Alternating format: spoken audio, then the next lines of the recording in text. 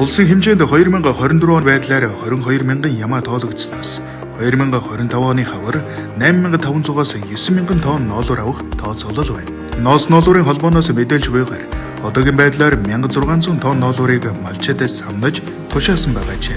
Манай улс 2004 оноос хойш нийт ноолуурынхаа 50%-ийг угааж хятад улс руу гаргадаг байсан бол 2025 оны 2 дугаар сарын 1-ний өдрөөс зөвхөн самнсан ноолуур экспортод гаргах шийдвэр гарсан байна. Энэ талаар ноос ноолуурын холбооны гүйцэтгэх захирал Алтан Цэцэг ярихдаа засгийн газраас ноос ноолуурын салбарт 230 тэрбум төгрөгийн хөнгөлөлтөд зээл олгосны үр дүнд 13 мянган тонн самнсан ноолуур гаргах хүчин чадалтай 50 гаруй үйлдвэр Монголд бий болсон.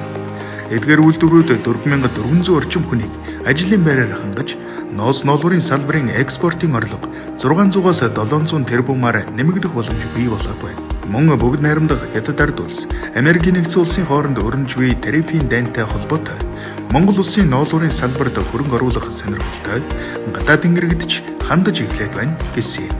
Манайх одоо Хинтээ Сүхбаатар зүүн зүгийн аймагуудаас ноолуур аваад ялгалт хийж байна.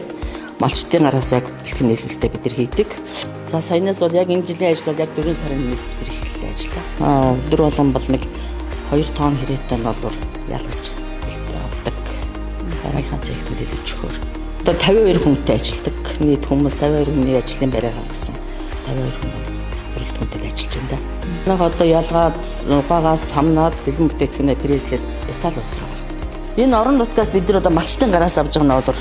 Энэ ноолуурыг манай өөрийн бэлтгэн нийлүүлэгчид болохоор энэ малчтаа ихэд энэ оноо юугээ шуудаага тараачиж байгаа. Энэ шуудааны ач холбогдол нь юу гэхээр одоо манай малчт чинь одоо нөгөө хятадаас ирдэг юм гурилын шуудааг. Тэрнээс яваа тэр нь орон манай дээр ихээр задрагдаад тэрнийхэн поли утас нь манай ноолуурд одоо ороод самнагдаад гарах юм бол одоо хамгийн эцсийн бүтээгдэхүүнд хамгийн чанараар муугаар нөлөөлдөг байхгүй.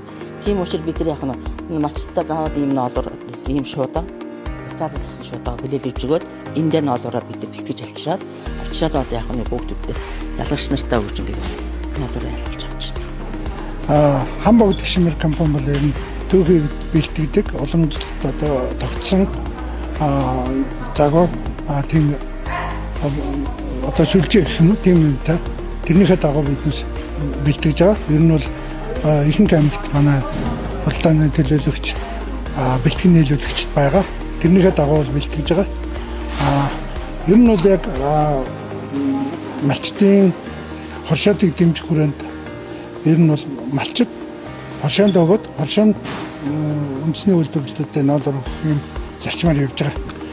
За тийм утгаараа бол манайх бол нөгөө баталгаажсан гэрчлэгээтэй мал амтны тавлаг байдлыг хангасан бэлчээрийн зохистой хэрэглээг зохицуулсан ямаан сүргийнхээ тоолгой чанарт анхаарсан ийм хоршоод малчтаас авах маш илүү сонирхолтой. Энэ нь бол биднээсийн одоо цаашаа нийлүүлж байгаа худалдан авагч Европын брэнд компаниудын сонирхол энэ дээр орж ирж байгаа юм.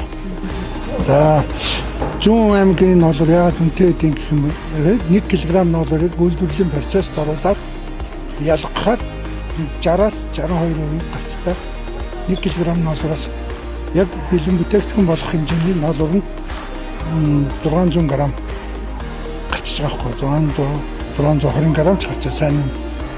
Тэгээд нөгөө нэг говийн бүсээ болохоор чи нөгөө илүү уур амьсгалын нөлөөлөлд орсон хуурай шилдэгтэй байгалийн онц аюултай үзэгдэл болдог, шалх шуурга болдог.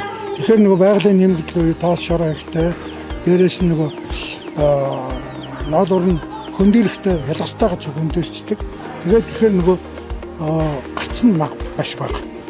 Тэгэхээр гарц нь бага байна гэдэг нь нөгөө 45% буюу 401 кг ноолуураас 450 г ноолуур гарах нь шүү дээ.